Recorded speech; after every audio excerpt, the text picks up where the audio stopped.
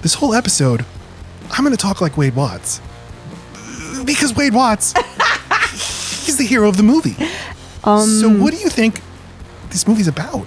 Okay, well, I take your point and I rate this movie a 2-star rating. What? No, just stop it. After the corn syrup drowns, after the bandwidth riots, Please stop using his voice or I will leave. and that's why Halliday, that's why he's such a hero to us. God, you can't help yourself. Try this mashed potatoes. E.T. would like a Reese's piece. This child robot's out here looking for love. Two mice fell in a bucket of cream. The Oasis is where we go gunting. Bingo, dino, DNA. Indiana Jones and his Greaser's son find ancient aliens from outer space. So we made this change to our podcast, talking Spielberg until school reconvenes. We're ambling on bikes, our parents got a divorce. This is the temporary no-bearing beams. Hello and welcome to Load Bearing Beams, the summer of Spielberg, which is flying along through the Oasis, or should I say... The Oasis is where we go gunting. Were you going to ask me to do that? Yeah. Okay. And then when we were recording that in the studio, TJ Barron's, our great producer, was in like the Oasis. And that is all I heard throughout the movies.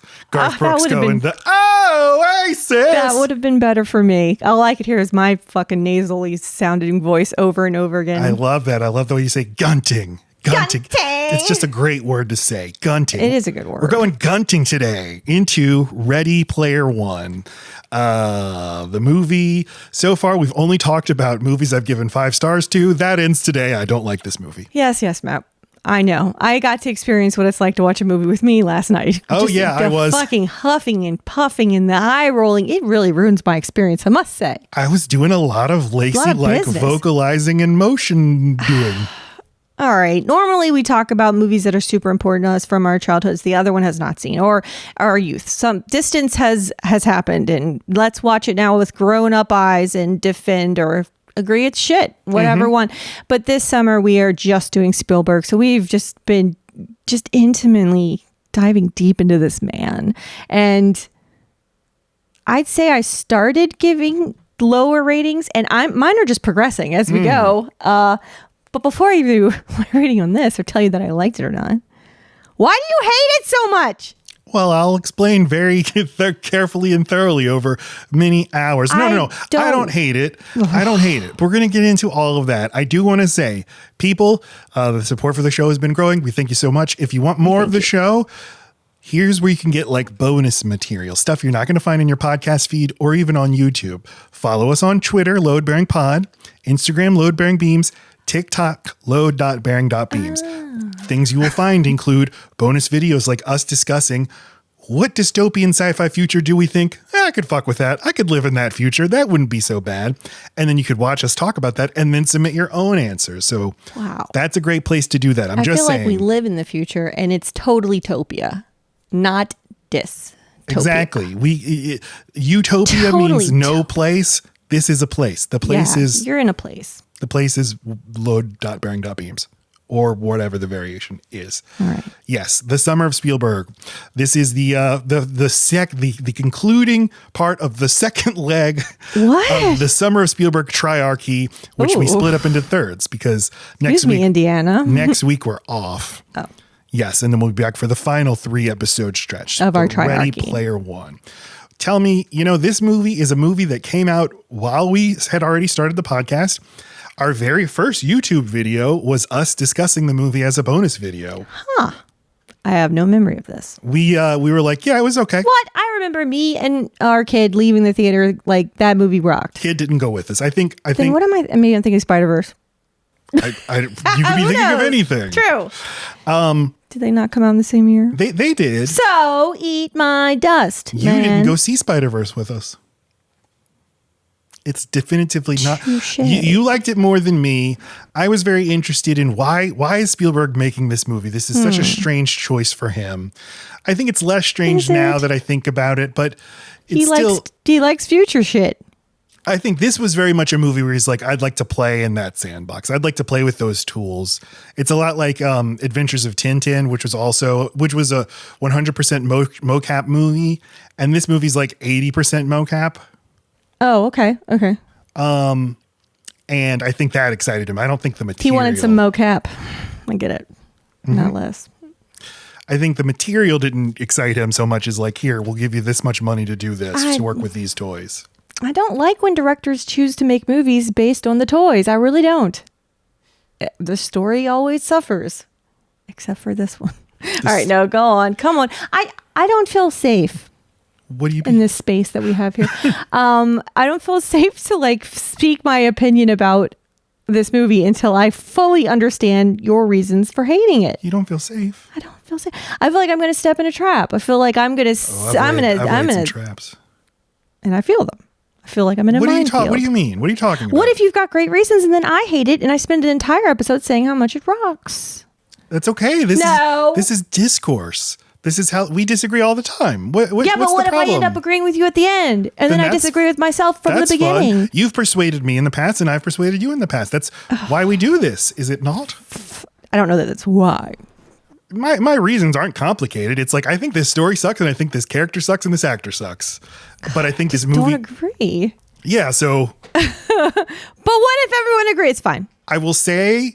So I liked it when we saw it in theaters. When I watched it as part of my Spielberg watch 2 years ago, I did not like it. I put it very near the bottom of my rankings. This time I'm somewhere in the middle. I think... Okay. I definitely do not hate it. I think you should see it. I don't think it's a good movie. But I think Spielberg is so good with the VFX. This movie looks incredible. It looks so much better than any Marvel movie. Basically, any CGI heavy movie other than Avatar. Why do you think of the last 10 years? It's just his way of knowing where to place stuff, right? He just gets the whole visual, whatever is going to be on the screen, he's thought of it. And I think that a lot of movies, like why is James Cameron so good with it? Well, the studio will give him the time and the budget and the power to go work with the VFX, whereas like with the Marvel movies, usually the director has absolutely no hand in the VFX. They just hire a company that they never even talk to each other. Why would they do that? It's just part of like their assembly line factory method. It's like McDonald's. Like, this is our VFX station. And everybody is just a replaceable cog. But when the director understands visual effects and gets to work very hands-on with it, and just with Spielberg, he innately understands how things are supposed to look. Sorry to interrupt. And also, importantly, is a director that can be talked into and out of things. He just seems very collaborative as a person. So I'm sure he might have had some bad calls and then was able to be corrected. Yeah. But as a story, I think this thing sucks. And it's funny because when we saw Avatar: The Way of Water in theaters, you basically had the same opinion about this movie that I had about. Hated it. That movie, you're like, yeah, it's good, looks good, but who cares? The story's shit. Total shit. Where it's like, no, the story's good and this looks incredible. And this one, I think the story's terrible, but it looks incredible. Okay, well then let me ask you the same unfair question you ask me after I say things like that. Uh-huh. How would it be better? What would you do? I do not ask you that. What would you do? No, that's your move. You asked that, and I don't think it's a fair thing to ask. It's not my job to say what to do instead, and I'm just reacting to what I see. I guess then I need specifics on what's not working, but you're going to tell me or do it. I will tell you exactly. Here's one simple little fix. Hey, you got Olivia Cook as Artemis/Samantha. She's the main character. There you go. The movie instantly has so much more juice, is so much better. This guy is, I seriously think it's the worst lead performance in a Spielberg movie. It's the most this bag of juice just hanging from a hook, like in a Hellraiser movie. Oh, I thought Mad Max. Or a Mad Max We're talking dystopias, baby. Yeah. But you like him. You like Tye Sheridan. Because this movie is all about your persona, your avatar in the Oasis is who you actually want to be. It's supposed to be better than you. I feel like by definition they have to pick slightly blander people to be the people who are in the background of that. Otherwise they're fighting for attention. His avatar sucks too. And he never stops talking. Never stops talking. He's the narrator. It's not his fault. Ugh. This might be the worst narration in a movie. You know who should have been the narrator? Well, I guess they couldn't have worked. But that would have been interesting to have the partner that shows up at the end. Yeah, Simon Pegg. I just love him. Just compare an AI, which starts with a narrator, but it's not really a functional narrator. It's more like a mood narrator. Yeah. This does have a lot of, it's just too much to explain on the screen. I mean, but compare this to Minority Report and AI, which also have to introduce you to crazy, complicated futures. Yeah. And this movie never stops explaining. And what do we keep praising Spielberg for doing, like with Mr. DNA and everything? Showing us and not, just giving us a lot of exposition in an efficient way. And economical way, as you like to say. Mm-hmm. I don't know why this felt like it needed to be more of a story. Because it was a man's story inside of this boy's story. Maybe. They were simultaneously telling two. So maybe they used all their talking and walking exposition points for everything they needed to explain about Walladay. What's his name? Faraday. Halliday. You want to learn about the history of Ready Player One? Sure.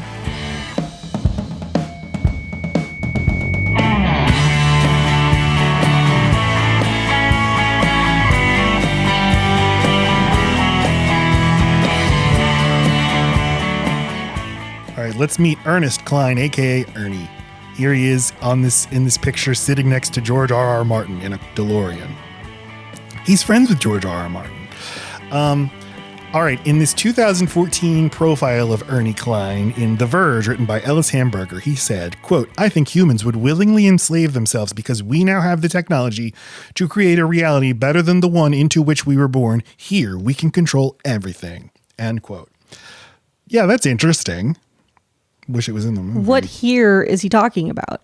He's talking about like his sort of general operating philosophy and why he writes the kinds of like. But what's here? He's saying here we have everything. Where? Virtually? In I guess Ready Player. He's speaking more generically, but think of it in terms of Ready Player One. Yeah. And he's like, all futures are also bleak. Why can't the future be fun? But I like that it's both the reason why you might be optimistic about it and its downfall, because there's a line in the very beginning of the movie about when we stopped trying to fix things and just started dealing with what we had, or I don't know what the line is, but yeah, you can be so taken over by your virtual life that you stop being productive at all in anything outside of it. Everything is just a means to get better equipment to experience your virtual life better, and then all the shit around you just starts crumbling. Yeah. I have thoughts on what is and isn't part of the virtual life in this movie, however. So, okay. Get ready for those when appropriate. Ernest Cline grew up as a big nerd. I'm just a big nerd. I love Star Wars and D&D. And he also, the crucial other thing that he loved was John Hughes. He taught himself screenwriting by reading each John Hughes script and comparing it to the movie. I love John Hughes too, but I don't let that be my personality. I like John Hughes as a director more than a writer. I think that his style, the teenage style of talking that he makes his kids talk in kind of annoys me. And knowing that, now seeing it in Ready Player One, I'm like, oh, maybe that's also why I'm allergic to this kid. You also hate kids. I hate kids. Hey, we watched AI last week. I loved that. You like a robot kid. You hate the other kids. I like the Jurassic Park kids. Fine. I like Elliot. You don't like kids. I guess that's not what I mean. They have a bigger They have a bigger hill to climb over for you. Because you default to being aggravated by kids in the way that they speak, or at least the way that they're written for in general. You don't like too much of a stinker. You like just the right kind. So, but I would posit that Parzival / Wade, he's not a kid. He's like 19. He's just a little adult. There's nothing kiddish about him except the way he fucking looks. I want to punch his face. Okay. So Ernie wanted to combine his two loves, wanted to write a really nerdy story led by a John Hughes hero. And he would write screenplays on spec and publish them online in the 90s, get lots of nerd attention. And he also participated in slam poetry contests, including a famous slam poem named Nerd Porn Auteur. Look this up. It's incredible. Disgusting. When did he write this? 2000, I believe. I mean, he was ahead of the curve on like being nice to ladies. Even in his disgusting way. At least he's okay. Matt made me listen to this bullshit. He at least is like bringing up the point that we are fully formed able to be smart people, but we just want to totally fuck them all the time too. So he at least did a little something. The premise is like guys are too into like dumb bimbos with big boobs. I want a smart girl who's a nerd and knows what. Right. I want to isolate the other half of women and then focus on this half with the other guys. They do the opposite. It's like, well, you're still being a dick to half the women or however you want to split it up. Yes. You're not smart enough, baby. I don't care about your fake boobs or whatever the hell. But you can see, some toxic shit in there. Yeah. You could see the toxic nerd in there of the gatekeeping. Like, well, a real woman needs to know what Tatooine is, and a real woman needs to be able to discuss the Alien franchise. Right. What is a woman, Ernie? Fucking incel. So, okay. Yeah, he. Boys don't like it when I say incel. Sorry. They don't? They don't like it. Who? Anyone that hears it and doesn't like it, it's probably an incel. Oh, I love it. Do you love it? Yeah, so keep doing you're not it. One. Keep doing it. No, I'm a Volcel. Oh, well. AKA a married man. Am I right, guys? So in 2000, he wrote a screenplay on spec called Fanboys, in which some Star Wars fans break into Skywalker Ranch to steal a print of The Phantom Menace before it's released so they can show it to their friend who's dying of cancer. Jesus. Okay. Puts this screenplay online. It actually gets a lot of attention and comes to the attention of internet nerd geek king Harry Knowles, super problematic guy, but at the time everybody loved him. And he said, you got to read this screenplay. And so it was widely shared online. And after a few years, it came to the attention of Kevin Spacey, who contacted Ernest Cline. Only and the best people. bought the screenplay so that it could be produced for the Weinstein Company. This is a beautiful marriage of men. The movie Fanboys, which came out in 2009, was not received well, and Ernie Cline blamed Harvey Weinstein for taking his scissor hands to the thing, and he decided he was going to quit screenwriting and turn his attention to the thing that he could control the most, which is writing novels. Women. Oh. Okay. Which is the same thing his future friend George R.R. Martin did. Who tried writing in Hollywood and was like, you can't put that on. We can't put that on screen. It's too expensive. So he's like, well, I'll write my own books about dragons and stuff. I thought you'd find that more interesting. So he writes Ready Player One, the novel, and there is a bidding war among publishers for this hot novel. Wow. And that cover art, though, excuse me, that's just very cute. You like it? I like. Okay, what do you like about it? I like the little hidden Easter eggs. I like that it's retro but feels modern the way that they applied it to the edges that way. Obviously, the hidden little Pac-Man and then the other little guy running around trying to get an Easter egg. It's just a good use of font that is meant to feel retro but somehow comes off modern. It's I don't need your opinions. I'm the graphic designer. No, it's good. Okay. It's a good. I've never actually looked at it. I've read this book. Is why we are different in our roles in our company, my love. I read the book. I read it right before the movie came out, and it's not a good book. It's very annoying. I didn't like it at the time. Okay. The movie's way better. Yes. Does it make you push a button and then one of the 80s songs plays and you're not allowed to turn the page Right. until it finishes? Right. It's yes. Now please do play Van Halen's Jump or Sure hell. the book is nerdier. It's like the movie does sort of more popular references than the book does. Ugh, of course he'd hide like lingo that people would have to look up. Like the book itself is a club. Yeah. Either you get it or you don't get it. I read a review that said, from 2011, you're going to need to read this with Wikipedia open. And this was it before Gamergate, before like nerd culture completely absorbed all of pop culture. Before it was revealed for its toxic side, it still was pretty innocent. Like these are the non-harmful men.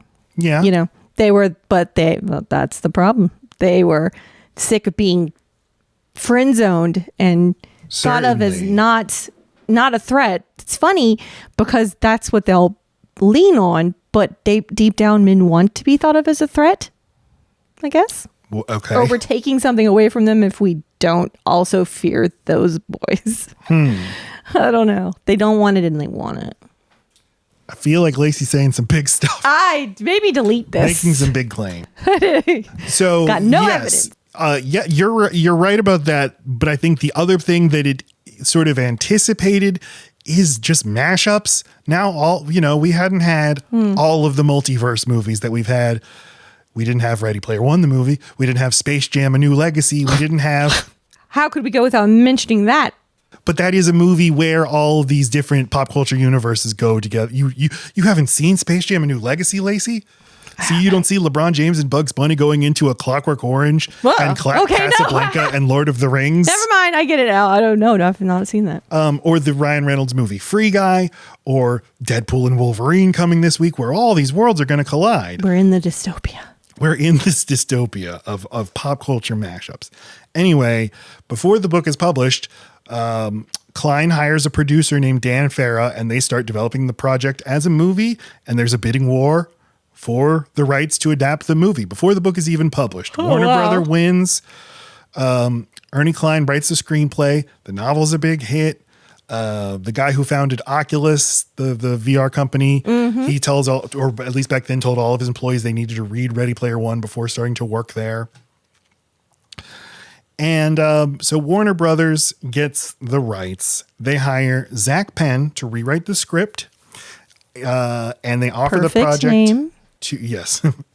who also wrote the movie Ants, which I just made a video about on our YouTube channel. I definitely watched it. He said, I really want to make a movie about an ant played by Woody Allen.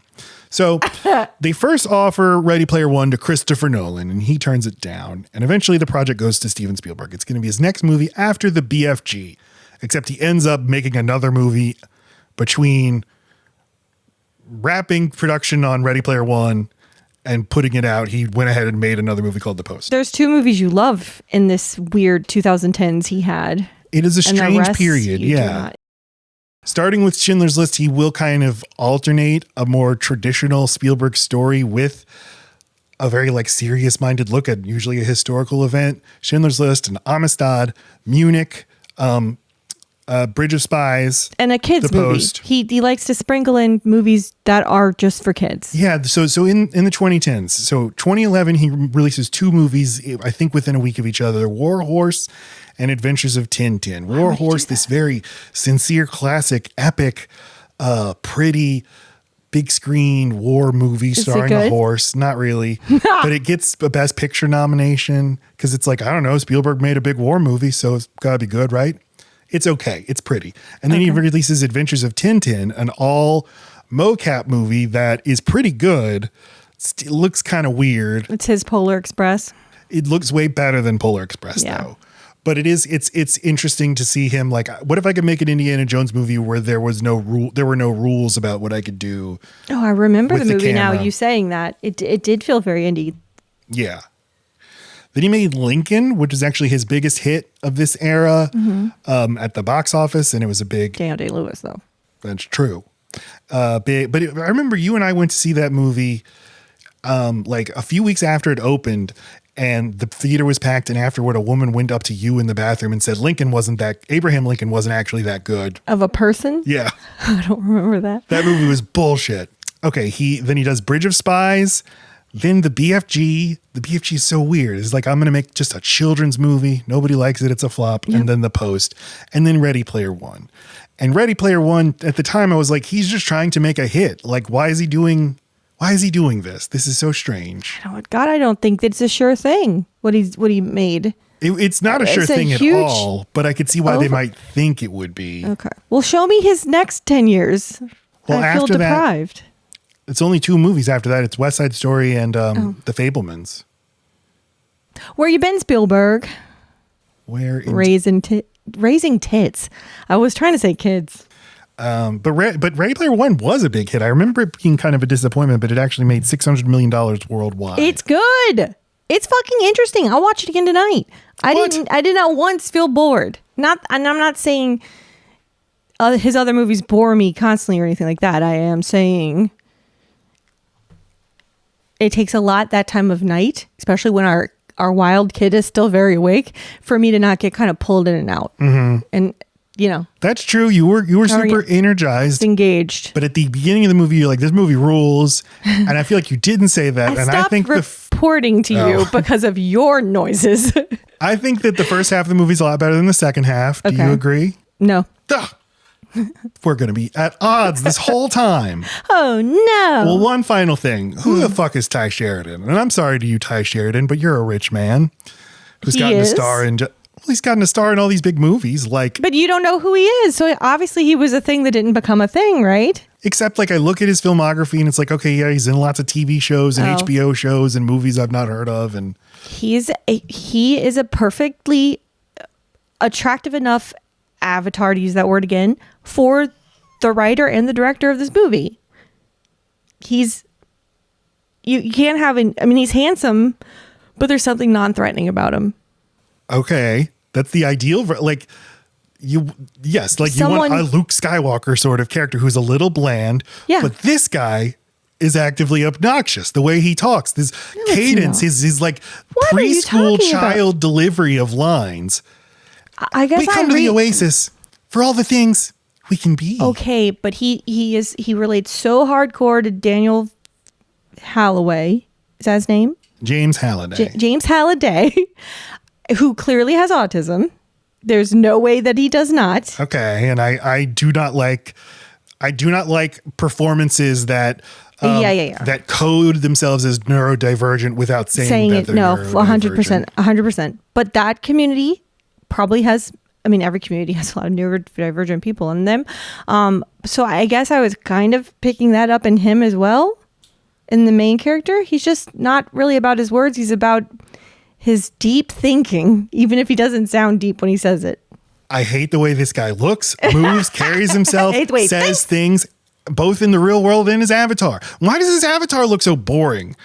I hate it. Tye Sheridan got his start in the movie The Tree of Life as one of the two sons. Laci and I went on an early date to see this movie. Yeah. What do you remember about The Tree of Life? It's sad. Yeah. I think he's the brother who doesn't die. And later he's in the movie Mud. And then he played young Cyclops in X-Men Apocalypse. Oh, he got Cyclops chin. And Cyclops is boring. So yeah, it makes sense. It's perfect. So yeah, this is going to be an annoying episode where you're like, no, but see, I think that the boringness is the point. And I make those arguments too. This guy really grinds my gears. I don't know. Well, what about everyone else? Yeah, fine. I like the bad guy in this movie. I love that he has a lisp. Yes. Love Ben Mendelsohn. You were really giving some business to TJ Miller, who I think is a delight. There were a couple line deliveries that are like, okay, that's so him that it's almost aggravating. But every time he was on screen, you were so fucking annoyed with him. He annoys me in general. I love the contrast between who he is and his avatar. I think it's hilarious. And it's not, but he is a sex predator, and that's not why not why I can't stand him. I need a list. But look, I just watched Deadpool a few days ago, and he was so much more annoying in that than he is in this. I was less annoyed with him than you thought I was. Deadwood, and I'm like, he's not in that Deadwood. How can you imagine? No. So, no, I thought he's perfectly fine in Ready Player One. Olivia Cook as Artemis is good. Obviously should be the lead of the movie. Everyone else, you know what? And this is another difference between us. I think nicknames, when people use each other's nicknames, it drives me crazy. They're always Z, Artie. That's Z. Normal. That is what people actually do. No, I hate it. Okay. Disgusting. Don't ever be familiar enough with me to give me a not my name. If we do that, it'll be believable. When they do this in this movie, I'm like, fuck you. You don't know each other. Artie. Okay. That if this is the way that you meet people and you don't usually talk to the people you meet, you game with them. The fact that these two avatars had any kind of interaction that wasn't just straight up them playing in a game together, that's as meeting someone as you fucking get in this reality. Mm-hmm. So I think you could probably fast forward a few days and recalibrate your brain. It's not like right now. They hardly ever take their headsets off. They walk to a building together, Matt. I guess this is just my dumb little simple mind is I need to see the scene where they're like, you can call me Artie, or my friends call me Artie, or like, can I call you Artie? Don't you dare. And then he does anyway. They do. People call me Z. Parzival. It's in the middle of the word. That also drives me crazy. Okay. You're being so you right now. All right, now it's time to talk about the movie, scene by scene, frame by frame, line by line, all 2 hours and 20 minutes of it. Way too long, criminally long. Jesus Christ.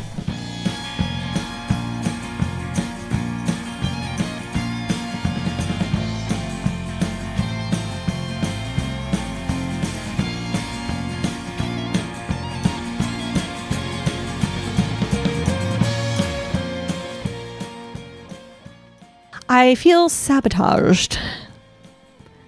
Do you pick photos to put in the slideshow that you know are going to bother me, or like you're just What have bothers the you about worst this? instinct? Two actors who aren't actually lovers breathing in each other's breath about to kiss in a not very passionate way. I have here a picture of Tye Sheridan and Olivia Cooke about to embrace from the end of They're the movie. embracing. They're just not mouthing yet. And I just wanted to start us off with some big picture thoughts on like, what is this movie about? But wait, I forgot. Laci, this whole episode, I'm going to talk like Wade Watts. Because Wade Watts, he's the hero of the movie. So what do you think this movie's about? Okay, well, I take your point and I rate this movie a 2-star rating. What? No, just stop it. They have him talking sparingly and for good That is reason. not true. I've watched He's the movie twice this week. You've spare. only watched it once, and I'm You like writing always everything use this down. against me. I'm like writing everything down that he's saying. He never stops talking. It was at that moment that I knew that Halliday left us the Oasis. This is Artemis. She's hot. She's like a really cool girl. Okay, well, before we go there 20 more times, I would like to just add to the discussion that I feel all dystopian futures are not worth living in, including our dystopian present, because I feel like I was promised a getting ready machine. I was just now doing my, let's say I was doing my hair. I wasn't, but I was doing my makeup. And I feel like in The Fifth Element, ooh, I'll pick that one. You can put a little set of goggles on your face and go, and it gives you a full face of makeup. It'd be nice. It's one of those things that like You don't know. well, I'm hours? about to compare it to something I do know. It's Shaving just your balls. something like shaving my ball, like shaving Your my balls. It's just one, and I got to get The down other one there, is- and I'm like, which one's gonna be? And it's It's always the exciting same. little Easter egg hunt. Yeah, you go gunting for balls. Yeah, there's things like we really still have to cut our nails. Can't we figure out something to do with that my science? God, Matt, how could you be so blind as to you enjoy cutting your nails? Oh, I don't. You love it. It seems like there should be a have so pill or many something where we don't have to do nail this anymore. cut- Now it your would nails definitely don't grow. give us cancer, though. I'm sure there is. Just like that one that you could take for your foot, but you're like, nope, because I don't get to drink with that one. Although I don't drink anymore, so maybe I should consider. Yes, that's cute that you don't think you drink. Drinking on the weekends is still drinking. Oh, but I drink like 15% as much as I used to. Was that the rule that you needed to cut down 45% in order to take the medicine, or that 15% would also destroy your liver? I don't think it, I don't know. It's something to look into, though. It's something to consider. Wait, I'm trying to relate because you're a lady who has to put on her face just to come out and talk to the computer. And even that doesn't keep the trolls away. No, I know. And I have to take a shower every day and I have to dry off and it's miserable. Why can't we get a shower machine? Right? What would- Yes. Why can't I just lay on something and it cleanse me and then it give me a blowout? Why can't there be a better way to dry off? Okay. None of these things are my problem. Let's talk about me. All right. I already did. I feel unsatisfied. Oh, I did notice though, it is interesting about, so you just know the Oasis tanked this fucking economy. If you notice, and I think that I did, throughout the movie, there are people just not really having gotten dressed. There's no makeup. The hair is unkempt. Like people just, the need is gone. So it is interesting. Like I guess I could take a future where I don't need to do it. Well, That's it's just as good as getting it done fast. You know, and this was 2 years before COVID. It's kind of interesting to see, like, now we just live our virtual lives. And obviously we lived virtual lives before COVID, but much more so afterward. I mean, I think it's much more common for people to work with people they've never met in the real world. Fine, but we're not using avatars to work virtually. So it is, you still do have to get dressed. If you're Doesn't- on a video call, but lots of people work from home now. Oh, I see what you're saying. But yeah, so let's get into it because there's definitely some big blind spots in what would actually end up being virtual life and what would be real life. Okay, well, I wanted to say all of this up front because I want to just try to frame the discussion this way. The movie, Wade Watts declares the movie's thesis statement. The real world is real and it's good, but the Oasis, it's really fun. We come to the Oasis to have fun. Okay, so like this movie is about corporations attacking the Oasis and the good guys trying to save it from corporate interference. Do we see that the Oasis is good in any way throughout the movie? Because all we ever see of it is them trying to get rich. Yes, I got you. That is absolutely correct. It's hard to see because in the end, when he seems to be given the option to just shut it all down, I was like, I don't know if I remember the end, and also I don't know how I feel about this. I hope he doesn't push that button. So, me just watching 2 hours of a movie, and I got that feeling. I think it would be akin to saying, what was the guy that invented? What is that politician's name? Doesn't matter. I know he didn't invent the internet. Al Gore. If he gave me the button to just turn off the internet, it's so ingrained, and you can definitely make a million arguments why it's made our lives toxic. We need to go back to all analog. Fine, but it would be that you would ruin entire economies. So I don't think there's a way to just turn it off. You would make coal mine cities of the entire world. So I think the 2-day break makes sense, and maybe some tapering off or like screen time limitations. Oh, that drives me crazy too. We'll get into that. Okay. I'm just saying, no, I don't think it would be the right call to just get rid of it. That wasn't my question. My question is, does the movie show us that the Oasis is valuable and that they actually value it? Because their whole quest is we need to stop this bad guy from taking over the Oasis. The way I answered it is it does answer the question. He was given the option to get rid of it. So the fact that he didn't, it says, yeah, at least it is good. I don't know that it thinks it's good, but it doesn't see a reality without it or any kind of feasible existence just yet without the Oasis. I don't know that the movie needs to think it's good. After his conversation, he's in awe. Even when he sees his like Gandalf avatar every time he runs into Halliday in some sense, he's raptured. So now he's actually interacting with the most realistic version of Halliday. He's sucking in everything he's teaching him, and this guy's Jesus, right? They've been studying his Bible for decades. So now Jesus tells you, oh, there's another book. Read this one. The book's called Maybe I Shouldn't Have Invented the Oasis. I think it's okay for the main character to kind of shift his beliefs at the end. Right, but it's like you've just watched this movie about a video game where you need to care about... Not a video game. Okay, a virtual world. Okay, but you are basically watching a game. The game is find the Easter egg. Okay. And you have to invest stakes in it because you're like, this is just a game. Why should I care? Well, the stakes are if they don't win, then the evil company will win and take it over. So you need to convince me why that matters. If at the end he's like, you know what? It didn't matter. If the company took it over, that'd be okay because we shouldn't be on the Oasis anyway. That also seems a little incoherent to me. The problem with the Oasis is that it does exist, and that just because this one person had a change of heart, that doesn't change the entire economy and way to make money is in that place. Mm-hmm. So he would just become some weird religious zealot, some outsider. Which is why it drives me crazy that he decides we're going to close it on Tuesdays and Thursdays because he's like, go live your life. Like me, who's now the wealthiest man in the world. I have fun making out with my girlfriend on Tuesdays and Thursdays. The rest of the world, you just said that we go to the Oasis to escape. The rest of the world's still miserable. Mm-hmm. Like, shouldn't he be like, hey, we're democratizing this. We're all going to vote. We're going to... True. It's not right. He got a board. There's 5 owners, and I get it. They all have the same money now. Yeah. So they're not a very diverse group. I get it. Yeah. He's a kid. And I think because they kind of play with the idea of like, is he going to hit the button? That it would feel weird to not say, okay, I bought into some of that reality is good talk. And don't you think economies would spring up all around the idea of Tuesdays and Thursdays, the Oasis being shut off?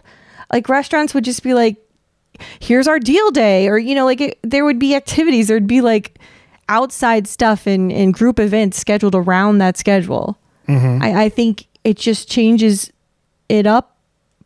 It changes it up, man. Yeah, he's playing God. They are playing God. But I think they're trying to do the least harm, and that everything will, just like you said, no matter what one of these things happen, everything would probably just be okay.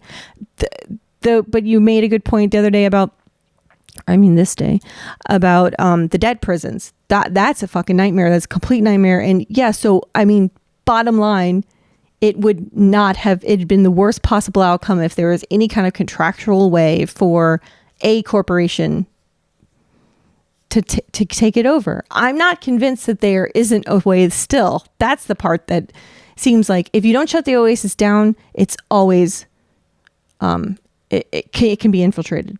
Okay, the stacks. It opens up in the stacks. Now the stacks, and I think it's good that the movie starts in the real world with this very cool looking the stacks, which is just trailers stacked on top of each other. This is still all digital. This is Tye Sheridan with balls on himself moving through green screen rigs and stuff, but it still looks really cool. And then the narration starts. After the corn syrup droughts, after the bandwidth riots. Please stop using his voice or I will leave. Yeah, he lives in Columbus, Ohio. It's the fastest growing city on earth. Wow. These days, reality is a bummer. And that's why that's why he's such a hero to us. God, you can't help yourself. This is, again, we have a classic Spielberg oneer of just watching him move throughout the trailer parks and everything without any cuts and seeing all these people inside wearing their virtual headsets and living their fake lives and getting this contrast. This is the real world, and that's or is it the real world? And then he goes and he enters his little private. Where does he have his rig set up? Just in a truck somewhere? It's like in a pile of vehicles. It's actually kind of smart. It's just hidden, so he can just do everything privately. He can't set it up in. Clearly, the aunt he lives with has a partner that's very abusive and steals all of his shit. So he has to hide his stuff. He's privately doing his Oasis stuff. It's just some junk car. He doesn't own it. Yeah. In the book, there was much more. The book made a bigger deal about like you go into the Oasis so you can go to school and stuff. Which makes sense. Yeah. Whereas he's just going in to play his game, which is find the eggs. So he puts on the helmet and we see the Oasis. And yeah, it looks really cool. We have Minecraft World and Golf World. Is that Minecraft World? Yeah. I want to go to there. I know you do. I was actually impressed by how little IP there is in the movie. Like in my memory, this is all IP. Right. But it's really not. I mean, there's tons of Easter eggs and stuff. But when you compare it to all the movies that have come out since, especially Space Jam and I mean, I know that like in a movie like Avengers Endgame, that's all properties under the same umbrella property, but still the magic of seeing like disparate brands mashing up against each other has totally lost its magic, but it's actually a little restrained here. Well, right, and I think that's the point, right? Because they show you what it could have. I get what you're saying, but I think Spielberg maybe to make sure the Oasis felt like that, felt like you weren't being marketed to, except for in the places where you can earn money and buy upgrades and stuff. Maybe he kept that light, kept as many original ideas as he could inside of it with cultural reference points, but made it into each thing into something new and different. Like The Shining, it wasn't just The Shining when you walk into it, so that it didn't feel like you were going into an ad space, right? Otherwise, the evil CEO guy, his version couldn't look so horrific because it needed to be a lot different from what you would do. Right. Like when we walk through the Oasis, I do feel, I feel like I can pay attention to what I'm doing. I don't feel like I'm being bombarded by ads at all. And the IP that is in there, like, you know, Artemis, or what's our main character? Parzival's vehicle is the DeLorean. Just call him Z. Z, his vehicle's the DeLorean. They're always wearing costumes from things. Like the final battle takes place on Planet Doom. But it's not like the movie is like, see, or it's always playing like the theme from the movie that you're seeing the reference to. It is a little subtle, so I will give it that. I definitely do find it a little bit weak whenever they try to prove that he's a holiday scholar by saying his favorite movie and his like it. They don't seem like deep cuts, and for that reason, when I see him in the DeLorean, I'm like, okay, if there were lots of Gunters, and there do seem to be, how are you the only one with a DeLorean? Right. It doesn't. It's too big of a deal. I don't know. Like, I don't know how that works. I don't know. Is it just like he's the only one who wanted it, or is he so good that he earned so much money that he was able to buy it? I just assumed that H built it for him. Yeah, but I feel like if this is all the people in the world. Yeah, to your point, right. This should be jam packed with DeLoreans. My DeLorean's the blue DeLorean. When I enter this, someone else has a DeLorean, so our DeLoreans change colors automatically to differentiate us. And like you said, he's supposed to be, I mean, this is my problem with just the script of the movie. There's it says stuff without making you believe stuff. Yeah. Olivia Cook later in the movie says, Wade, you're the biggest, you know more about Halliday than anyone else in the world. Why? How? Like, when does he know anything that anybody else doesn't know? Okay.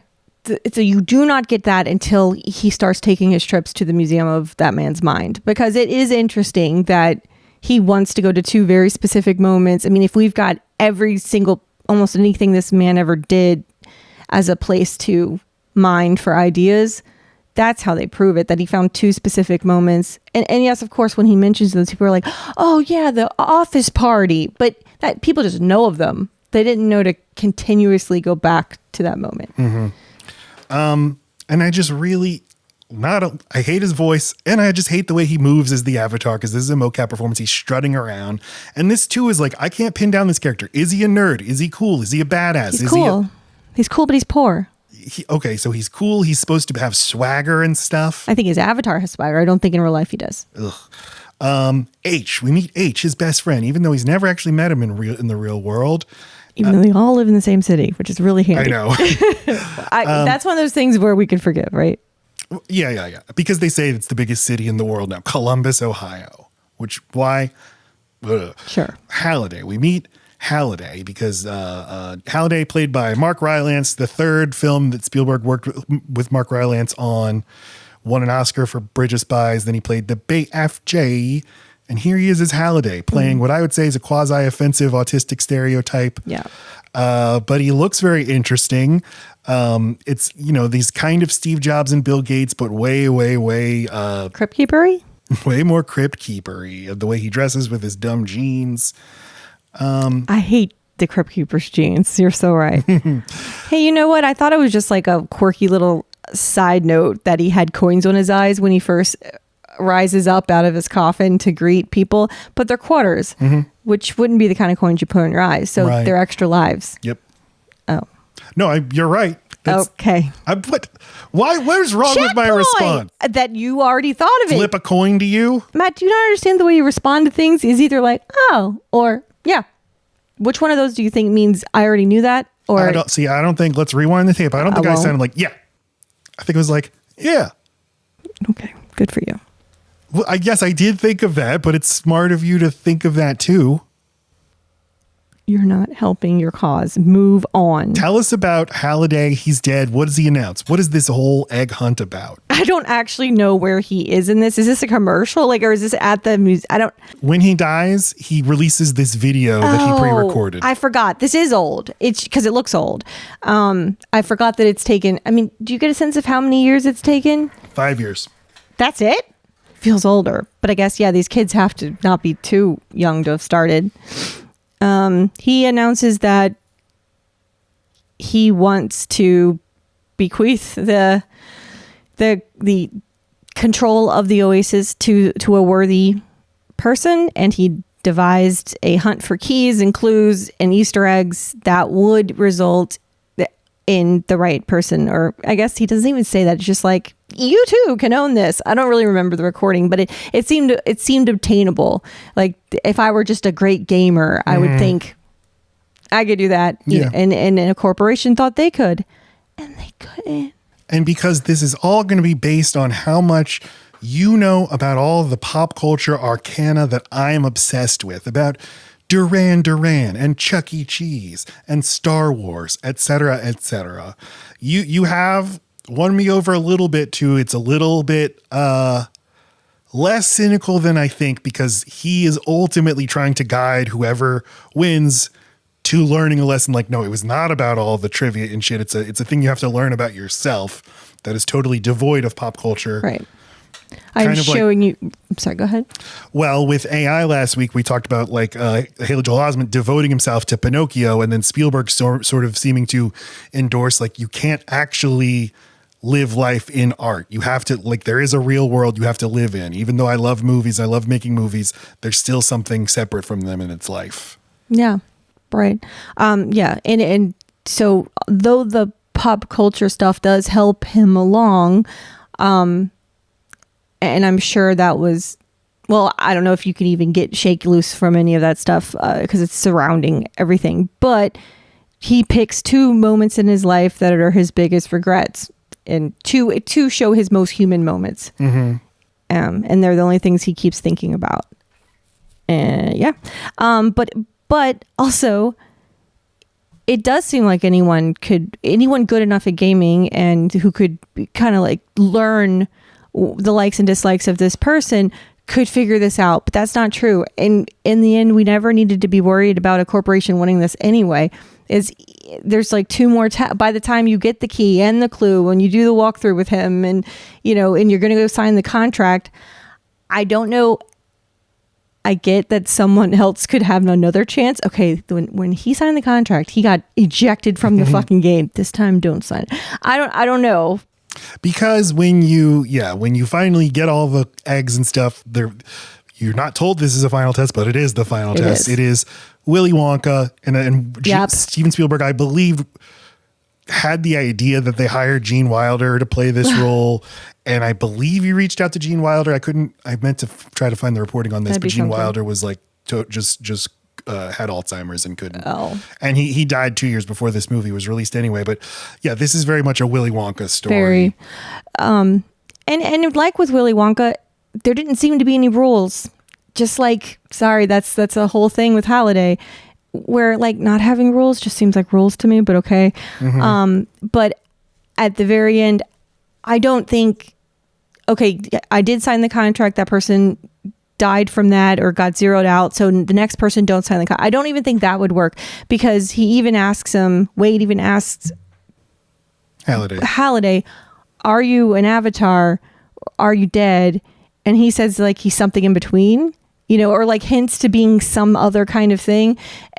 Like maybe even just himself. I don't know. I really don't know what he means. But the point is, he seems to be thinking and making decisions in the moment. And I just have an idea. I have a thought that any kind of corporate person who ended up in that, getting that far, would just be rejected. And you just keep rejecting him until a person that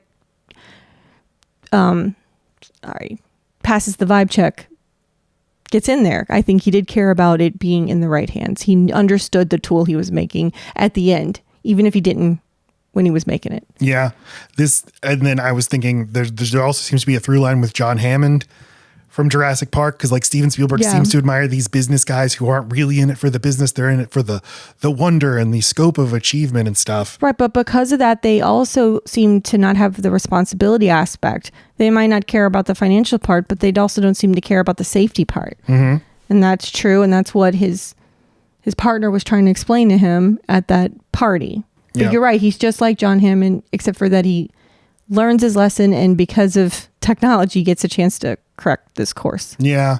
There's even a scene where Sorrento or Ben Mendelsohn in like old footage is like, we could have like a tiered plan. There could be like a silver plan and a gold plan, which is just like there'll be a coupon day from Jurassic Park. Right. But I just have my sort of lefty aversion to this kind of like, well, there's a benevolent billionaire and he's the good one. I'm like, no, I just naturally think, no, he's also evil. I just reject this idea that if you build a company this big, you can't be good. There's no way you're good. Yeah. And I think they had to give him the air of being on the spectrum so that there is some way for you to wrap your head around the fact that this guy is saying what he means. Because if you know enough people in the spectrum, they often don't waste time with making up shit. You're right. I just hate that. And I hate the trope of like the autistic businessman, because right. And needing the partner who's not. Now give me 2. Now we're talking. So they figure out that this race thing, if you win this race, you'll get the first key, because there's some throwaway line. Well, they already knew the rate. Right. You're right. He says like, no, somebody figured out that this race is where you get the first key. We don't remember who, but don't worry about that. We just got to win the race, but we can't win the race. It's impossible. Till he figures out. Yeah. He goes back and checks the same memory he had already checked a million times before, and stays 1 minute longer. And I'm thinking, you bothered to watch the same memory over and over again because you just knew it was the key, but didn't listen for the end of the conversation. Leaves but before the end. Or the part where the person you're trying to track their brain is talking to himself and at the wall you're looking at. Is looking into your eyes and be like, listen, Wade Watts, you just have to go backwards. You know, just really put fast the pedal to the metal. In Gran Turismo. Well, we also meet Artemis here. What do you think of Artemis? I like her. I mean, of course, she's very stereotypically impossibly thin in her avatar and hourglass shaped and sexy and all those things. Very Trinity-esque from The Matrix. I like the avatar. A little chipmunky for me, but I think it's cool that she's a badass. I can't spend too much time trying to understand the mechanics of sometimes you need a treadmill. Sometimes you're just straight up kicking into the air and high-eyeing. No, I know. Sometimes you're running in a circle somehow, and sometimes you're suspended from wires. Does your fucking game know when to stop doing those things, and why, and when is it a wheel? So anyway, I start thinking about that once I see a motorcycle for some reason. Like, how are you on a motorcycle? Right. The movie wants you to be like, don't worry about that. We say it's an omnidirectional treadmill. Like, but what does that have to do with driving? Something about her squatting on something and leaning over and like swooping on the ground. Yeah. She made me really start to think about the physical part of what the body's doing on the outside of the game. And I would like this better if all of this could just be controlled by your mind. Just lay there. It's if all there just wasn't neurons. a physical component, yeah. Well, but what happens is you can't get to the end of the race because King Kong comes and grabs you. Oh, and we also see the T-Rex from Jurassic Park, which is the most explicit Spielberg movie injection. But King Kong gets you, and so he stops Artemis from getting got by Kong, and now they're friends because she's kind of pissy. She's like, you wrecked my motorbike, and he's like, well, my friend H can fix it. So they go to H's warehouse, which really blows my mind because now they're just walking around in a town, and going through doors. You know what spoils this is actual VR. I think when we watched this, I had never put an Oculus headset on, or maybe I had. I don't know, but like the limitations, they are vast. So just strolling around, okay. Anyway, right. That's when we learn that Artemis is also a bit of a scholar on Halliday, and when Z says, because no one gets past Kong. And she said, but that's a rule. And I was like, how's that a rule? Okay.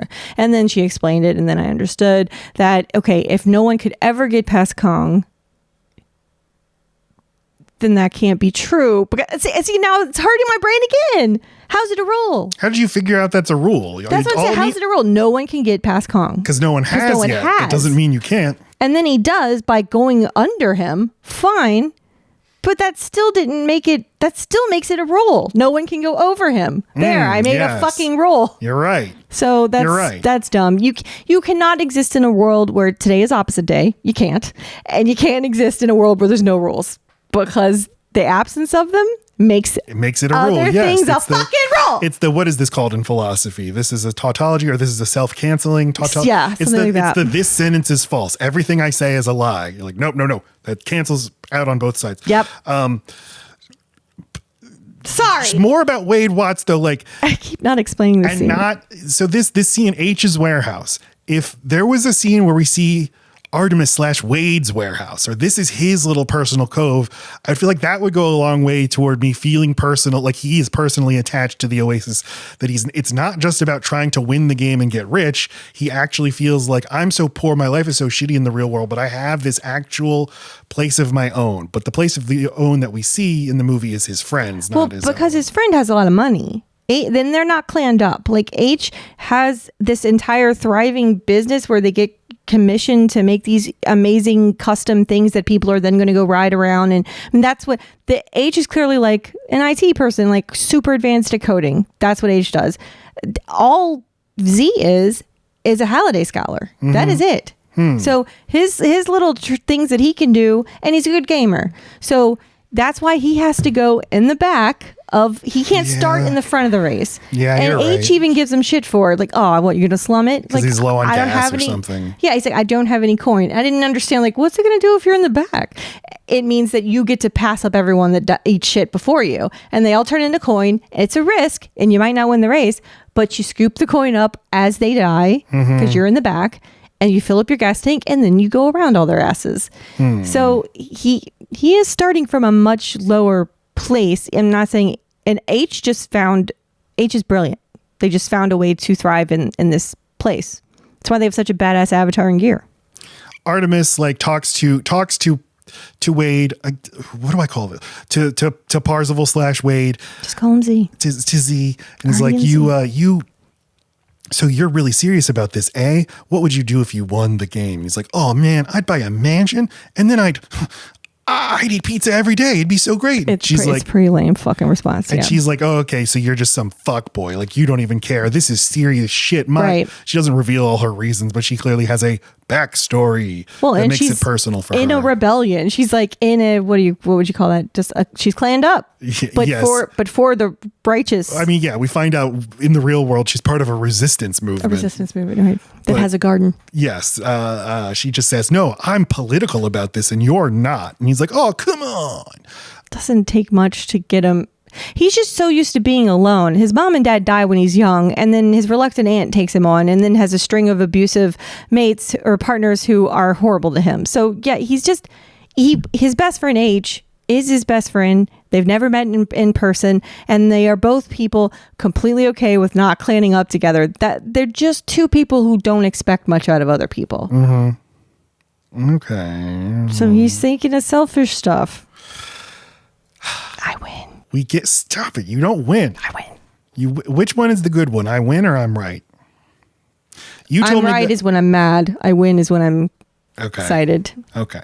Yeah, we get the one glance at his home life with his shitty aunt and the shitty boyfriend of the aunt, who's played by the father from The Witch. So I'm always scared when I see this guy on screen. Where's the goat? With a super deep voice. Black Phillip. But he's like, yeah, he realizes I need to go backwards. Now, look, I'm not a gamer at all, but even I know in like, I don't know, 1/4 of races, you go backwards to start that's always something you do in Mario Kart and everything. And even yeah, you're right. This is a bunch of gamers who even know Atari games. Yeah. You even know the most basic of the most basic, and you don't know that you go backwards sometimes. But I thought in the rewatch that because the bridge does this right before King Kong, I thought he was supposed to go back once he sees King Kong, and then he goes into a thing. So I mean, just because you go backwards, you don't know when. It's not always in the beginning. Yeah. Just start going backwards as fast as you can. He does. Now, the way this is visualized, he goes backwards and it looks like he's going to crash into a wall, but then an opening in the racetrack opens up for him. And I think that the way this is rendered, it is very satisfying in the way cool. that like when you were playing a video game and something like that would happen, you're like, oh, this is just for me. This I'm doing what I'm supposed to be doing. And it's very satisfying. Well, and you get to see what everyone else is doing, like a bunch of idiots. I love the way they did it. Yeah. And I love that it's still scary because Kong pounds on the ground, which is your ceiling. And it's scary. Yeah. I'm scared. He goes and meets Halliday in his wizard avatar and gives him a key. And now suddenly Parzival is a star worldwide. Everyone knows his name because his name has appeared on the scoreboard. And he gets a clue. And only one person in the entire world has that one word name. Right. Okay. It's like what do they call it on 4chan and stuff? What did they? They don't know. Cher. Madonna. What are they called? Beyonce. I'm just saying one named people who get one name. No, it doesn't matter. The trip code. Oh, okay. It's the way there's only one. You only get one name. Right. It's like a license plate. It's a handle. He picked that because no one else had it. Yes. You can't have it twice. He But Artemis, how are you going to get that and be the only has a Artemis? 3 in it. ART3MIS. It's so obnoxious reading the book. Oh, okay, gotcha. But at least that's realistic. You would have to get. Yeah. God, words would just stop being words. It'd all just be the fucking shit in the Matrix. That's actually just a menu for a Japanese restaurant. But everything's just letters and numbers and shit mixed together, and SEO has already done that to us. People take out vowels out of a word, because then you can search that without vowels and find a unique set of search results that way. But it fucks my brain, like that company we work with, Bistro. BSTRO. Yeah. Why is the O there? Well, just speaking of SEO, like last week, just because I get a lot of graphics and stuff, try searching AI, artificial intelligence. You think the movie's going to come up? No, it's not. Even if you put plus movie, still most of the results are not for the movie. You got to put Spielberg, baby. Ooh. Yeah, that's a hot tip. Think of that. Mm-hmm. Just to remove all the vowels. So Sorrento, we meet Sorrento because now Parzival's world famous, and Sorrento, played by Ben Mendelsohn, my favorite part of the movie. He just is this ultimate corporate weasel. He's like, who is this Parzival? I want to kill him. But he has all these plans for the Oasis. That he's also a gamer. Isn't that interesting? He doesn't have to do that, but he's that too. He's the one. He's personal. Is he personally gaming? Like he goes in. Well, I guess that's where you got to strong arm people, and it's also where you make connections and get things on the black market. So he does need an avatar, but he seems to just be buying witch stuff with it. And I think he only goes into the Oasis as his avatar when he's meeting up with the TJ Miller guy. So like he's not actually going into playing anything. Yeah, it seems like you just have to. You can't exist without an online presence, just like you can't exist without an Oasis avatar. But I love that he needs the best rig ever that only someone playing for hours would need. He goes in for 5 minutes. Recline. Yeah. Massage. Yeah. They because Parzival's a big celebrity now, and he won he has this high score. He got lots of coins, and now he can buy a lot of stuff, including a haptic suit, which comes in the mail. And Tye Sheridan, when he opens the box, he's like, oh yeah. I would cream my freaking spandex as well. We see Sorrento meeting up with the TJ. It is my favorite part of the movie when he buys something in the fucking Oasis and it comes in an Amazon box. I'm just like, I know it's on Amazon. I'm just like, I understand the Oasis now. I like that too. I just hate the line reading. I hate the oh yeah. I like it. That it is interesting though that the only moment we hear anything about needing to protect your identity is when he blows it. You know, you'd think there'd been a conversation or like something where he's saying something to himself about, okay, now I'm the most famous person. I definitely don't need to also be the most famous person in the real world. It's like it never occurs to him. And yet every fucking boomer we know is constantly emailing the young person they know to be like, am I getting fish? Is this a catfish that I got here? Am I being memed? Or whatever the word is. You know, just like, is this a scam? And that is your electric bill, but is it a scam? It's like everyone knows that is a real threat. It would be such a fucking threat in this world. Hackers delight to be generous. You're saying Wade is too carefree? It just should be the ultimate fear in this reality is someone being able to take your identity or know it. Than to be on your side about how no, the performance is supposed to be bad and he's supposed to be boring. That him being so carefree about protecting his identity is part of the he's just been a nobody for his whole life. He's just some head in the clouds. No, it's not head in this cloud. He's been nobody his whole life and thinks he'll stay that way. You don't get him. Okay, no, I guess I don't, but I see your point. Yes, it's like, don't you understand? Your life means something now. It doesn't mean bullshit like it used to. So you got to be careful. But H does tell him this. Does caution him. H does not tell him this. Artemis tells him this. H tells him later when he's going to meet up with Artemis, you got to be careful about who you trust because they could be anybody. You know, where are we in the movie? This is when now the Museum of the Mind place is popping again because now everyone's like, oh fuck, okay, this thing can be won. A key has been found. So everyone's looking for. They're just kind of hanging around. It's like the mall, and all of a sudden, like a new store opened up. But he walked in exactly in his normal avatar, and he gets brought through a wall by a big giant thing, and it turns out to be Artemis, who's like, "Can you wear this business suit now, Clark Kent? You idiot! Everyone knows you." Yeah, because sorry, there's like 5 years ago, everyone cared about the egg hunt. Then they stopped. And now cared about this place. Yes. Yes. And now it was right. And then it was just a ghost town, except for he kept going. And some other dedicated gunters, I guess, would go every now and then. But now everyone's reactivated to try to win this thing. So people are starting to go into this museum and look for clues themselves. They'd probably talk themselves into thinking this isn't even winnable. And now that's different. But they're also probably hanging around just to kind of see a gunter, because not everybody is one. It's like how 10 years ago, everybody we knew got a Fitbit. And now I'm the only one who still does it. There's a Fitbit in this movie. There is? Yeah. I mean, it looks just like one. I'm like, no one's wearing that shit. Except your beloved husband. Yeah, but yours looks like a smartwatch. Yours is a poser. Yes, it is. Okay. So there's only 5 people with a clue, and every clue is a riddle or whatever, and it's supposed to lead you to the next thing where you'll find a key.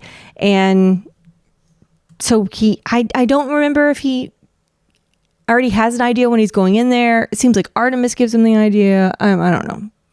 But anyway, he's going spelunking in the mind. And they watch this footage of Halliday and talking to Simon Pegg because he's pushed Simon Pegg out of the business.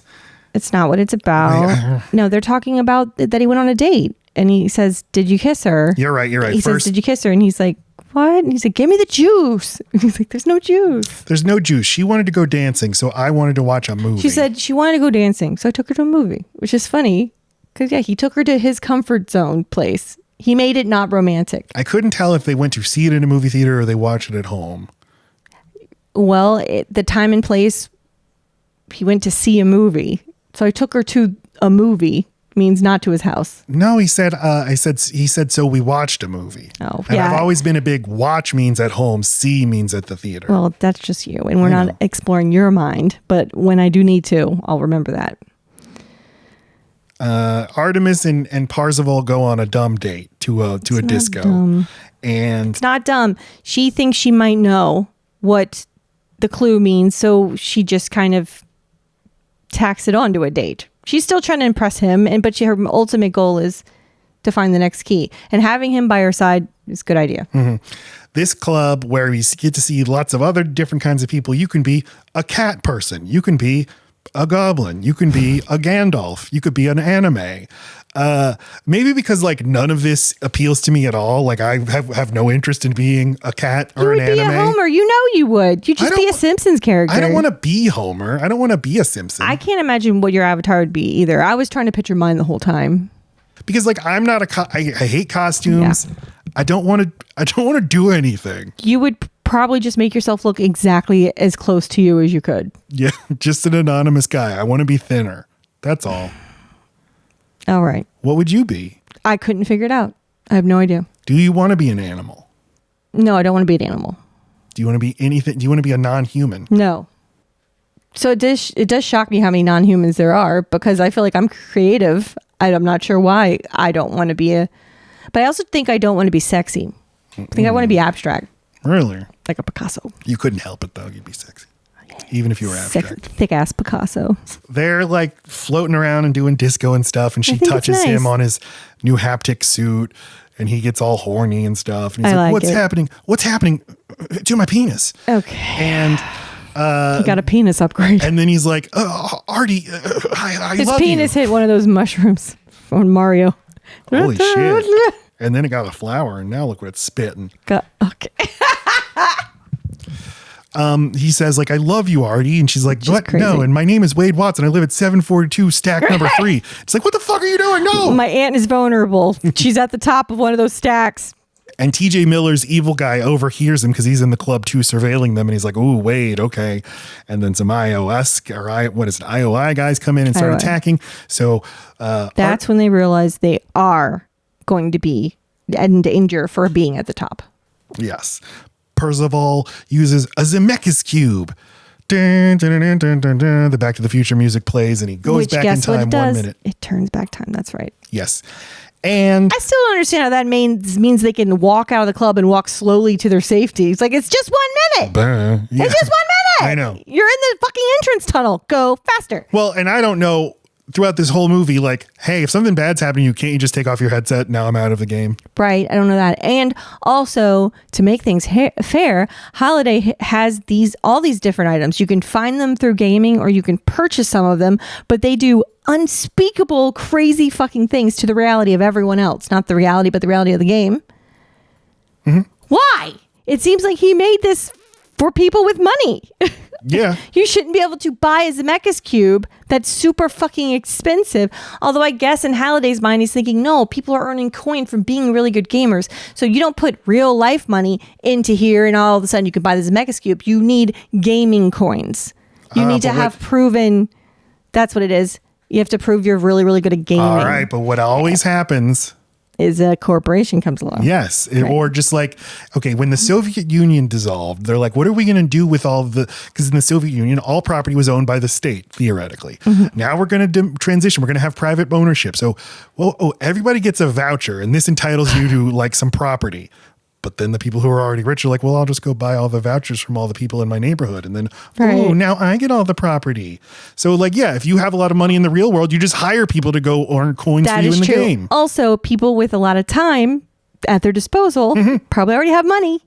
That guy's got to go to school. That guy's has to work a job. You're right. So even if the job is inside the Oasis, it doesn't mean he's stacking coin while he's doing it. Yes. So Halliday is not. God, Halliday. He's not exactly the deity we paint him as. Well, no one is. There is no perfect solution. No. That a movie will figure out probably. Sorrento summons Wade for a meeting. Tell us about it. All right. Well, the identity is known. And so Sorrento, not wanting to do murder right away, decides to have a hologram meeting that he just kind of like casts on his little headset. It's like, call with Sorrento. You want that? And the guy's like, oh my God, I know this guy's last name. I know it's the guy, right? That's not the name of the company. Okay. Mm-hmm. Anyway, he takes it. Sorrento the deal is pretty sweet. He offers him a great salary, a signing bonus, a job, of fucking all the gear he could ever want if he just joins Sorrento's team. And he says, and all the while he's talking the lingo, he's putting down the game, but he's got a culture person that works for him in his ear giving him little tips, and Z smells this a mile away and says, you can take this job and shove it. He says, a fanboy always knows a hater. You just wanted to say that line. I hate that line so much. I know. Fanboy. They just wanted to put the name of the book that guy fucking wrote. Yes, I hate it even more. But this is what corporate capitalism does, is it basically buys off the dissenters. Like, right. Ooh, this like activist or like this lawyer who's like suing us, they're doing a really good job. Why don't I offer him a job in our corporate legal department? I almost took the job. Yeah. If I'd been him, I'd be like, yeah. That's what I'm thinking as I watch the movie. Yes, absolutely. Take the job. See, that's why we know Z is better than all of us. That's true. From reasonable to maniacal, just like that, Wade says. Can I ask, is this a shot of him in the office with him right now? This is him. That's the hologram? This is him. It cuts away from his avatar to him in his little trailer. Okay, it's like, why does his avatar have glasses on? Yeah. Okay, got it. Yeah. Well, he says, all right, fine. If you won't join us, then you will be destroyed, Wade I'm going to kill your aunt. Or no, I'm going to kill you. And I'm not in the stack. I'm not stacked. They blow up his stack. They blow a stack wide to pieces. Yes. Wide to pieces. Looks pretty cool. And Wade's like, oh no, my aunt. I'm so sad. He really blew his stack.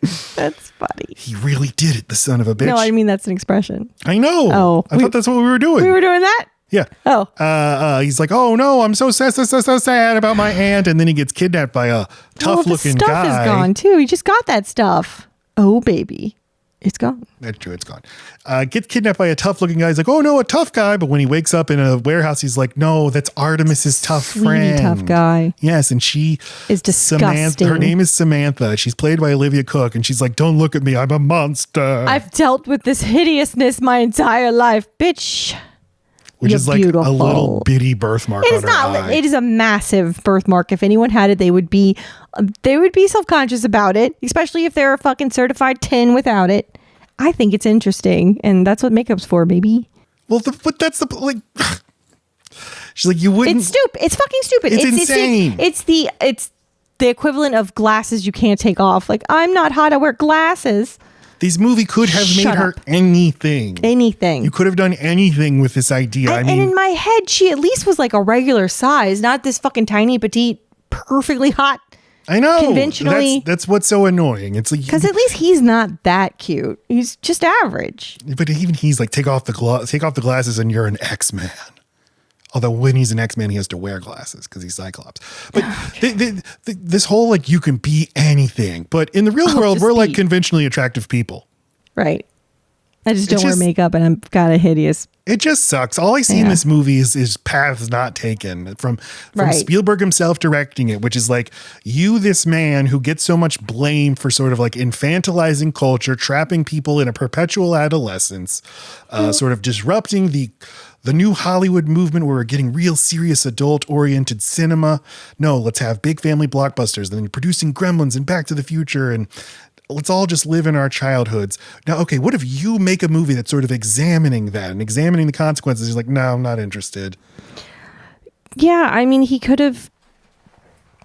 It would have been very cutting edge for him to put just two average-sized people, at least make these people relatable. They already have avatars to stare out the rest of the time. Can't you give normal looking people a little bit of screen time? They're sitting out by the garden and Wade / Parzival, he is very observant and deep because he's like, it's so different here. Everything's slower.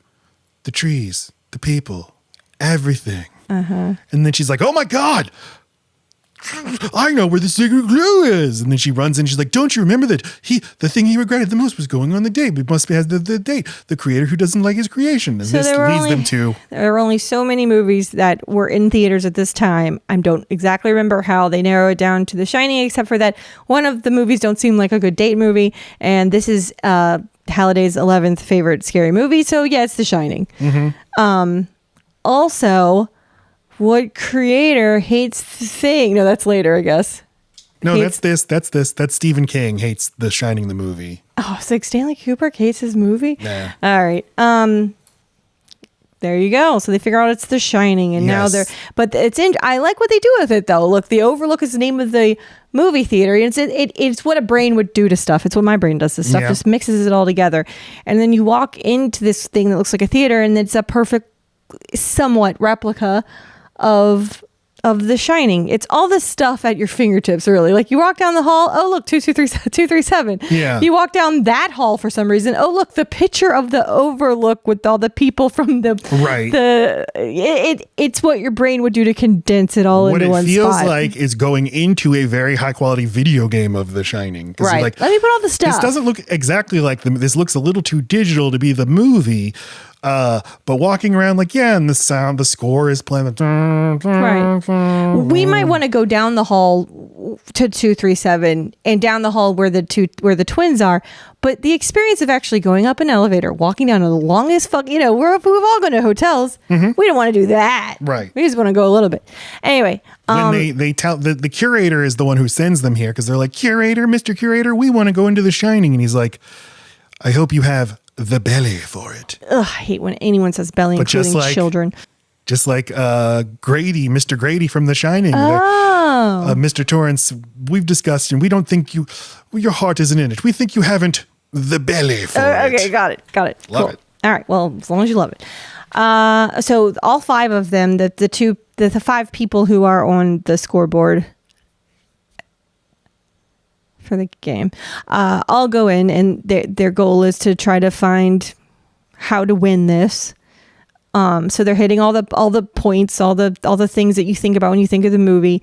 It's actually very creatively done because we just kind of follow H because he does not know the movie, so he doesn't know to look out for things that might be bad places to go. And just because you know the points of the movie everyone remembers, they remember them because they're horrific, not because you should go revisit them. So it is interesting how each thing leads to another, and all of a sudden he just comes shooting out the walk-in freezer and into their arms. Anyway. But he came back with information. He saw the big New Year's Eve photo with Halliday in the middle instead of Nicolas Cage, Jack Nicholson. And right next to him is the wife of the partner. So that's interesting. So he tells them that and they're like, wait, but they didn't even need to tell them that because then the music starts playing for the ball and everyone's like, we should probably go in there. Yeah. But I guess the photo's location is what took, like, he didn't go grab the photo, he went to the photo. Anyway, then the New Year's party starts, and for whatever reasons it's zombies in there. And because Halliday did not take the leap theoretically to kiss the girl, kiss the girl, or even just to go dancing with her, he's too shy for even to do that. The game that he invented is that you have to leap from zombie to zombie in order to reach Kira, and ask her to dance. I thought Artie was gonna like make out with her. I was like, she's gonna kiss her. Yeah. All right. Yeah. Anyway, so Artie does it, and it works, and they get the key. Kind of interesting to see Spielberg here interacting with Kubrick after last week's episode, which we talked extensively about their relationship. And apparently Spielberg did go to Jack Nicholson to see if he would make a cameo in this movie, and he said no. He's getting shot down left and right in this movie. Jack Nicholson is retired, hasn't acted since 2010. Oh, didn't notice that.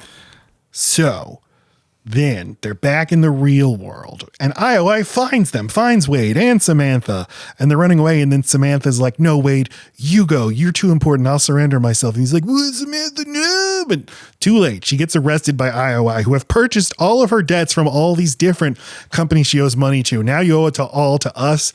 And so we're going to imprison you, and you're going to work it off in the Oasis. This is so horrific to me, the implications especially of this. Because her dad died in a loyalty center as well. Yeah. And yeah, if they want to punch your card, they do it anytime they want. This is exactly how they do it. But it turns out she needed to be on the inside. That's true. But like, I think just wanted to praise Ernest Cline.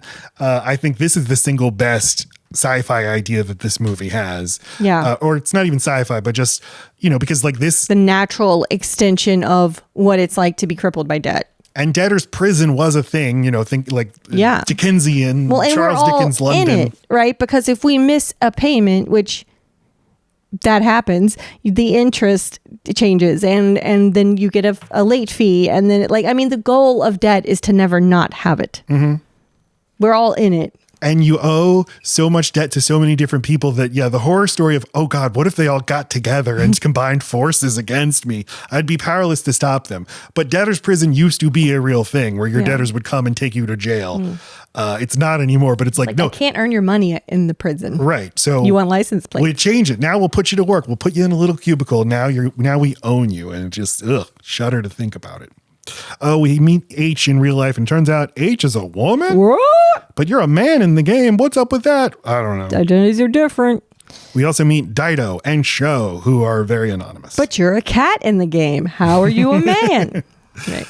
So they go to IOI and they're like, we're going to trick Sorrento. We're going to hack into his mainframe and trick him into something or other, and we'll be able to save Artemis. And it works, but then they get found out. And then, this is all leading to a final assault on the castle. And in the castle, IOI is trying to crack Halliday's third quest, which is you have to figure out what is his favorite Atari game and then do something with it. Now, IOI assumes you have to win the game, but Parzival knows, no. It's not about winning. Well, he doesn't know that yet, but he suspects.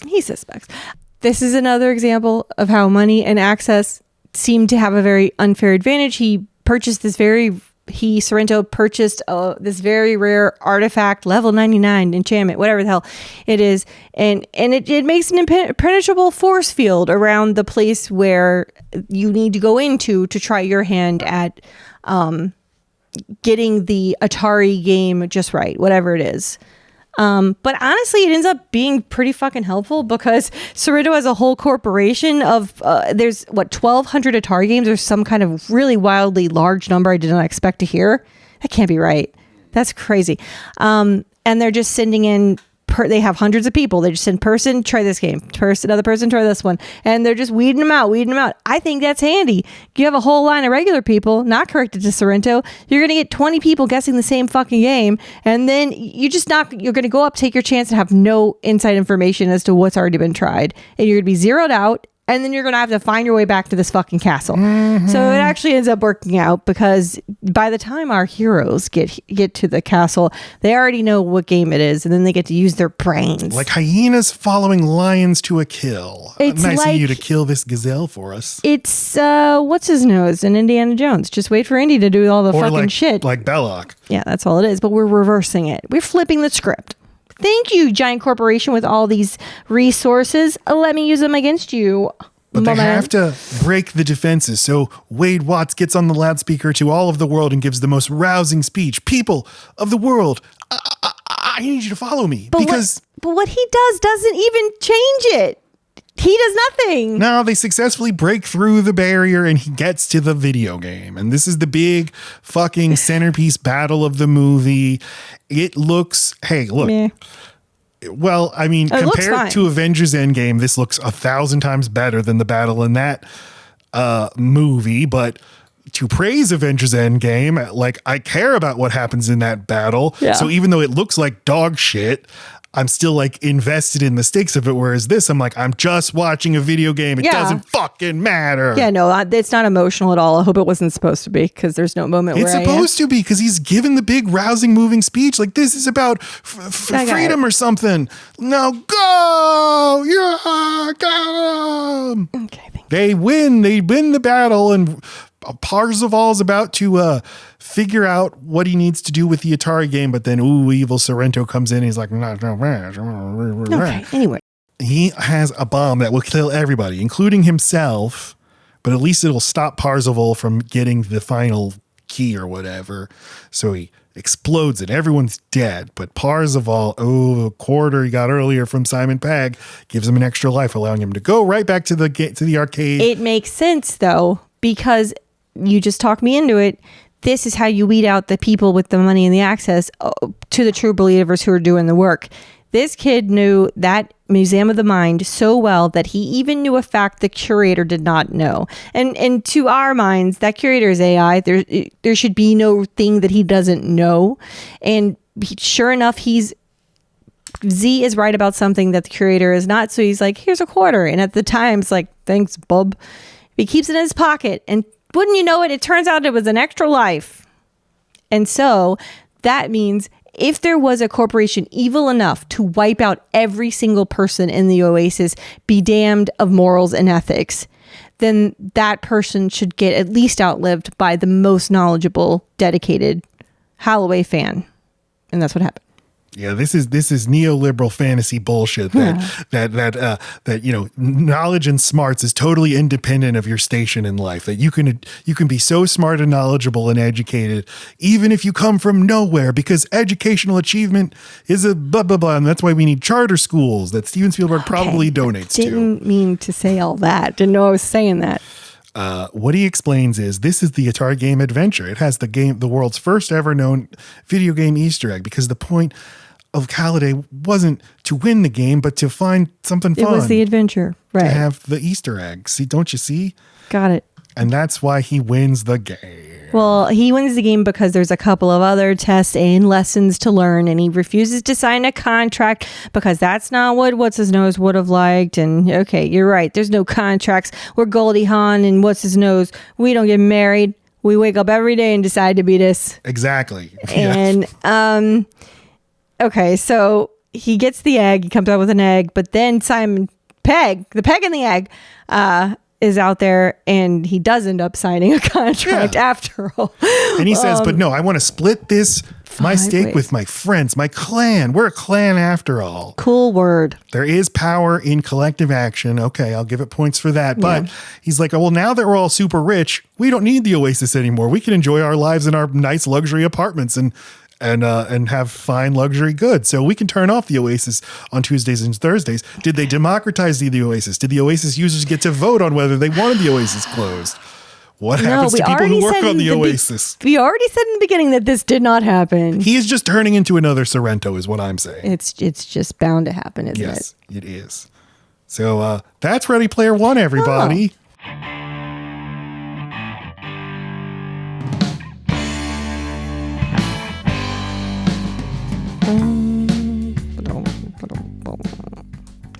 I have no idea what my star rating is. I have no fucking idea. You do yours first. What are your final thoughts, Matt? Well, I don't think this discussion changed my mind ultimately. I think I'm a little more sympathetic to Halliday because of your case that you've made, but I'm even less sympathetic to Wade. I think he's just such a bad protagonist and such a just dreadful performance. The voiceover more than the physical performance, but like Spielberg, you're such a good director of actors, and this is just a guy in a voiceover booth. Why can't you get him to stop doing that fucking? He didn't go to that day. Cadence. He didn't go in the booth. I guess he called in sick that day. He's yes. like, it's just booth stuff. I don't do booth stuff. You're probably right. And it truly ruins the movie, but I also think the script is incomprehensible.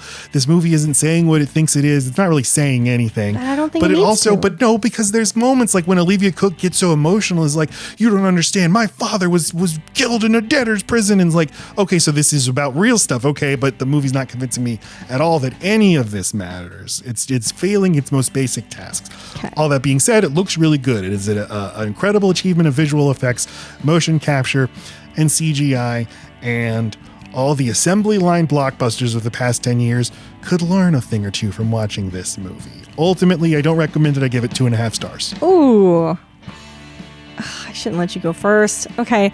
I very much care about rewatchability and pace and tone and vibes and all that bullshit. Do I feel good while I'm watching it? Am I entertained?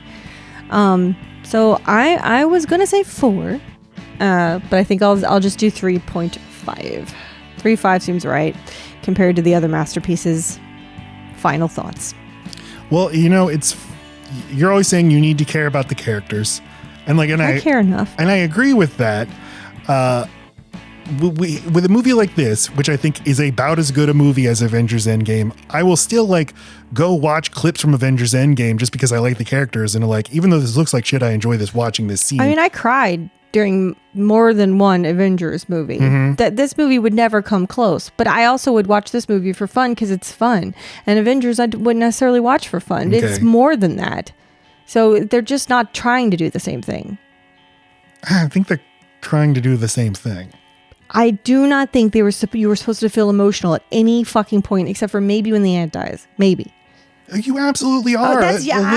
Olivia Cook gives this crazy dramatic monologue. Fine, but it's too early. I mean, whatever. I think it's just supposed to move the plot along and show that she's coming at this differently. She's a serious person. But she's also it got a really personal vendetta against them. It's not about the world. It's still just her thing. It's no Hunger Games. Okay, well, we'll never agree about this. Okay. We're in a serious war. Next week on the podcast, nothing. Next week on the podcast, we're off. We're taking a week off, but you will get our bonus episode, which is our Indiana Jones TikTok Live. And the following week, we'll be back with our episode about Catch Me If You Can. Catch that episode if you can. I love that movie. Lacey's called that movie her favorite movie at various points. Oh, it's up there, but it's not in the top 5, I don't think. It's on the top 4. Check my letterhead. Letterbox. I'm on Letterboxd at Matt Stokes 9. I'm Load-Bearing Laci. And the music on Load-Bearing Beams is by Rural Route 9, my band, including the song you're hearing now and the Summer of Spielberg theme song. And thank you to TJ Behrens and Wade Hemel for helping us make that song. And you can support our music on Spotify, Apple Music, wherever you listen to your music. And we'll talk to everybody in 2 weeks, I suppose. Okay, I love you. Goodbye.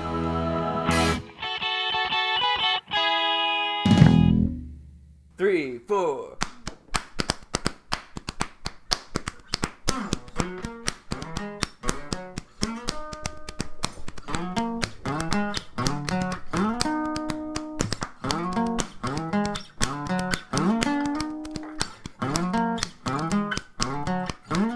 Everybody, love bearing beams, love bearing beams, love bearing